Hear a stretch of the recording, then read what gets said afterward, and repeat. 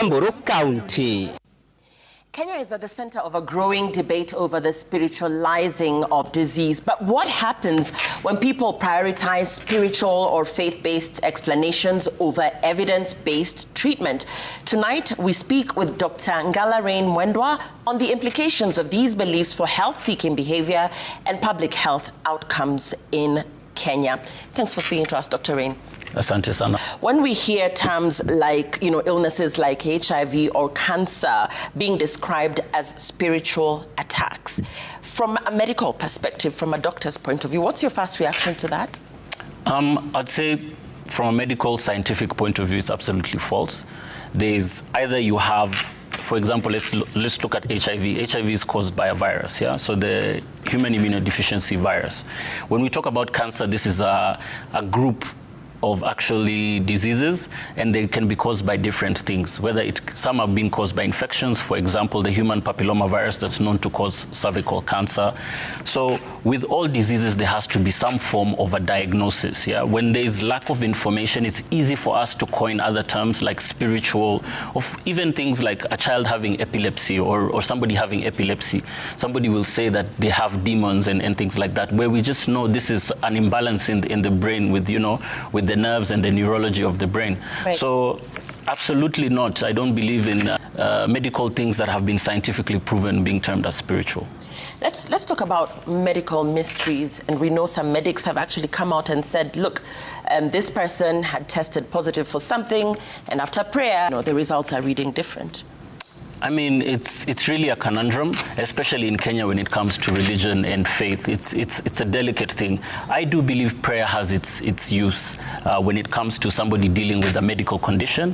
However, we know that there is no scientific evidence, as we know globally. We're not just looking at Kenya, we're talking about the world, of somebody being prayed for and they've been cured of a certain cancer, or being cured of, let's say, HIV, because it's easy to test HIV. We do a test, we check your viral load. Now, the problem is that religion has become a place where there are too many charlatans.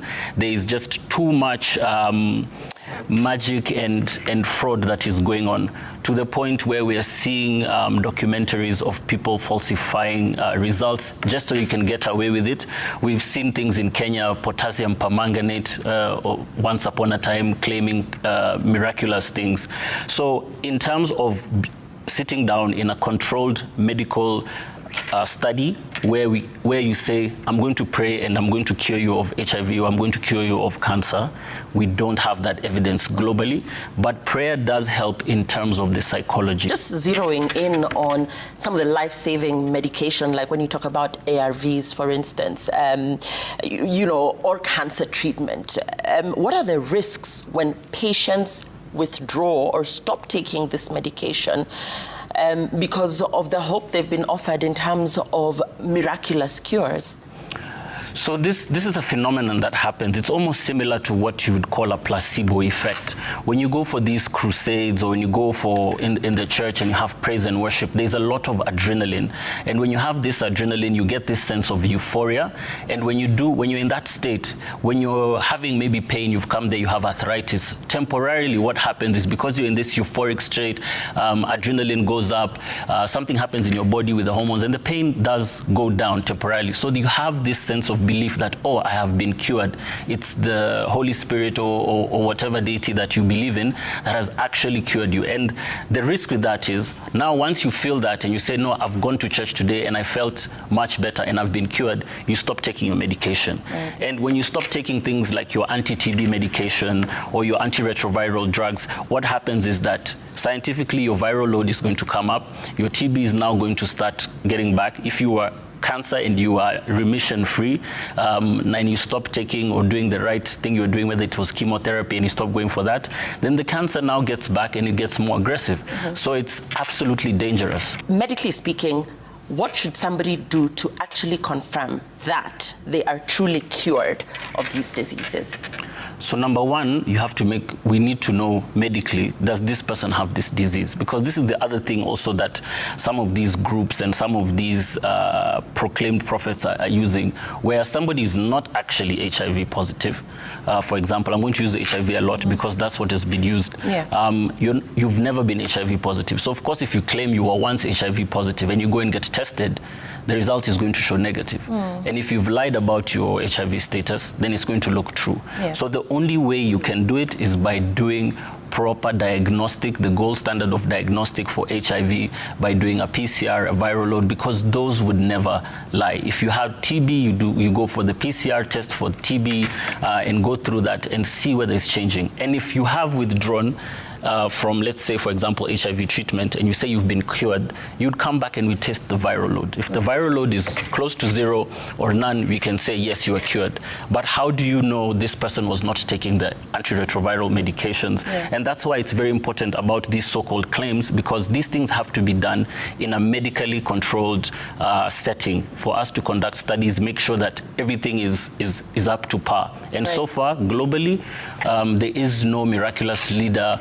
We have many prophets, we have many religious faiths and deities, and nobody has come through and convinced the scientific groups that this is actually possible. Ethical concerns that medics across the country, you and your colleagues have around some of these religious leaders speaking issues around miraculous cures. The religious faction is very important. In fact, a lot of the public health measures and announcements can't happen without the different religious groups, because they play an integral role in how they reach out to populations, because a mass of us we are a religious nation, whether you're Christian, Muslim, Indian, they play a very, very significant role.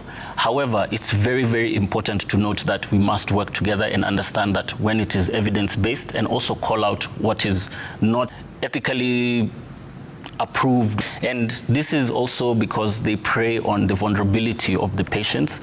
Medics, we are very blunt. We give you the science. If we tell you have cancer and it's a stage 4, it's a stage 4. We're not going to sugarcoat and start selling you other things. But now this is where they come in.